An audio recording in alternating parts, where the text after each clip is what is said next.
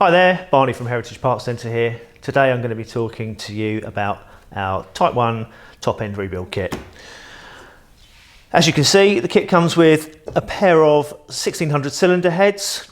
These are 35.5mm intake valve and 32mm exhaust valve, complete with valves, springs, collets and retainers. The kit also comes with a set of 8 forced pushrod tubes, 4-inch UK plugs and a top quality L-ring gasket set complete with silicone flywheel oil seal.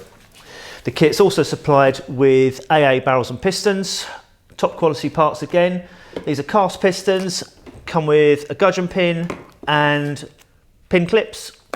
The kit's available in 85.5mm bore for 1600 and 87mm bore for 1641. Perfect for refreshing a tired 13, 15 or 1600 air-cooled engine. If you are going to upgrade, you may need to consider a better exhaust and carburettor setup.